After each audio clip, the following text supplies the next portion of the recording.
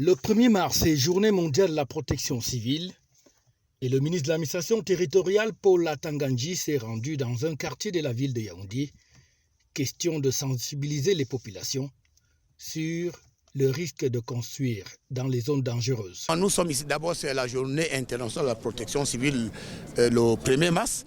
Alors c'est une journée de sensibilisation, c'est-à-dire, vous savez, nous vivons dans un monde où le changement climatique provoque des événements que nous ne maîtrisons pas. Le séisme, glissement de terre, éboulement, vent violent. Et puis nous sommes ici en Mimboman parce qu'il y a 6 mois déjà, nous avons enregistré des morts ici à cause il y avait un léger éboulement. Mais lorsque nous nous rendons sur le site, vous-même vous constatez que c'est une zone marécageuse. Nous sommes en pleine saison sèche.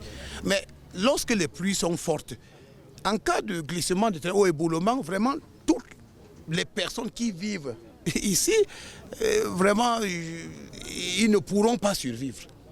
Alors nous ne savons pas par quel miracle les gens arrivent à construire dans ces zones marécageuses. Et puis c'est une pratique récurrente dans les 10 régions.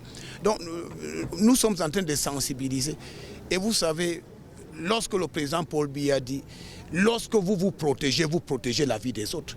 Lorsque vous mettez votre vie en danger, vous mettez la vie des autres en danger. » C'est le message du président Paul Biya. Donc nous descendons sur le terrain pour leur dire on ne peut pas se permettre de construire dans ces zones marécageuses parce que c'est la meilleure façon de mettre nos propres vies en danger et mettre la vie des autres également en danger. Donc je crois que les gouverneurs ont été instruits, vont passer le message aux maires de ville et les maires d'arrondissement de sensibiliser les populations. Qu'à partir de cet instant, à partir de maintenant, lorsqu'on constate que quelqu'un construit dans une zone dangereuse, on va interrompre le chantier. Parce que c'est la meilleure façon de protéger la vie. Et la protection civile, c'est risquer sa vie pour protéger les autres. Donc le message doit être clair. Nous devons être tous responsables et nous devons avoir des comportements conséquents. Donc la pauvreté ne peut pas justifier une activité dangereuse. Vous vivez dans une zone marécageuse, en cas d'éboulement, vous mourrez avec votre famille. Ce n'est pas la pauvreté, parce que vous n'êtes pas obligé de vivre dans une zone marécageuse. Voilà, donc je crois que nous sommes dans la logique de la sensibilisation et ensuite on va passer à l'éducation et ensuite il y aura la répression. Parce qu'à chaque fois quand il y a éboulement, quand il y a décès, le chef d'État est obligé de débloquer des moyens importants pour enterrer les morts, alors que nous pouvons prévenir, n'est-ce pas, ces dangers. Dans ce quartier justement, et le 18 octobre 2022, un éboulement de terrain avait fait 3 morts. Chouo Dylan, 18 octobre 2022, aux environs de 17h30, 18h. Au retour des classes, quand j'entre à la maison, je trouve mes petits frères et sœurs à l'intérieur. Je me rends compte qu'il y a les effilements de murs, quoi. Donc vous ressentez les petits papins qui tombent. Quand je sors, je fais un tour de la maison. Je me rends compte que sur les 4 côtés de la maison, c'est la même chose. Du coup, je demande à mes petits frères de se mettre dehors. Au moment net où ils se mettent dehors, la maison s'écroule. Heureusement, le Seigneur n'a pas permis que nous ayons des pertes en vies humaines chez nous. Mais nous souhaitons les condoléances au voisin qui a perdu ses enfants et sa femme.